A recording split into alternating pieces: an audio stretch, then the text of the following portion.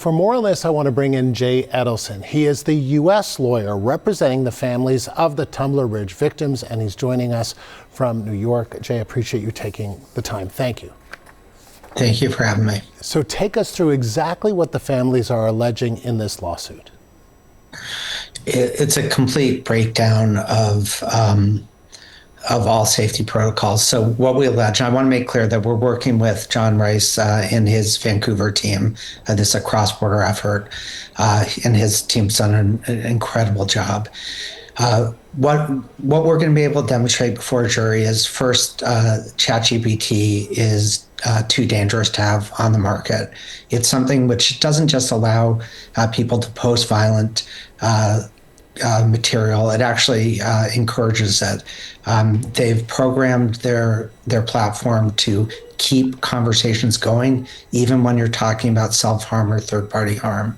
Here, what we know is that the discussions were so alarming that you had as many as 12 people on their safety team jumping up and down, begging their leadership to tell the authorities, and they made a decision not to do that. If they had, this would have saved the city of Tumbler Ridge just an unthinkable tragedy. You mentioned Maya is in the hospital fighting for her life right now.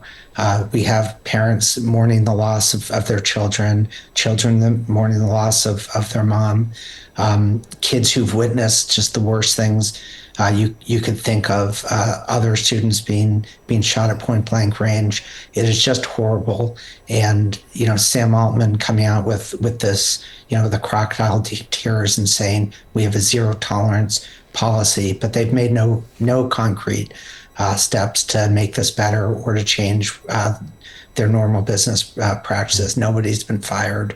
It's just empty posts on social media. Since you mentioned it, you made reference to it, I am going to read it. OpenAI just did put out a statement in response to this decision made to launch this lawsuit in the United States, saying in part, the events in Tumbler Ridge are a tragedy. We have a zero tolerance policy for using our tools to assist in committing violence. So just, again, you want to sort of flesh out your response to that statement? It means nothing. So we're going to be able to demonstrate to a jury that even after they deactivated the shooter's account, that they routinely invite people who shouldn't be on the platform to get back on. They do it by telling people they can just set up a new email address or even use what's called a sub-email address, which basically just mirrors your normal email address. It wouldn't have any impact in delaying someone getting on. So someone whose account was banned for even the worst things possible can get back on their platform within an hour. What we're asking Sam Altman to do is to come to Tumbler Ridge, meet with the families, see the harm that his company has done, and if you want to take some real accountability, that's the first step. Just last week, OpenAI CEO Sam Altman did put out an apology to the Tumbler Ridge community, saying in part, quote, I am deeply sorry that we did not alert law enforcement. While I know words can never be enough, I believe an apology is necessary to recognize the harm and irreversible loss your community has suffered. So why is this lawsuit being filed now?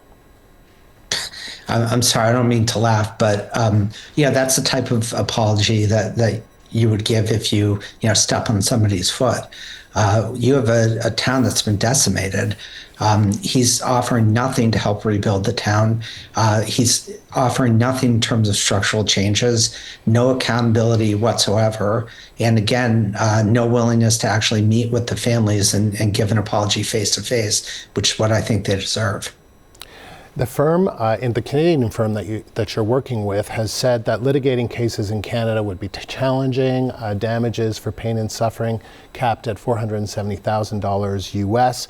So pursuing this in California is to pursue landmark damage awards. So is this in part a question of holding OpenAI accountable where they're headquartered in the United States, but also that where the damages could be much more significant? In order to have real accountability, you have to actually hit companies like this in the pocketbook. they'll be worth well over $1 trillion by the time that we get to the jury. And they've made a lot of money suppressing how unsafe their platform is. So yes, we will be asking the jury to award an amount that actually impacts them and sends a message that OpenAI cannot put profits above human life. Do you have a number figure in mind?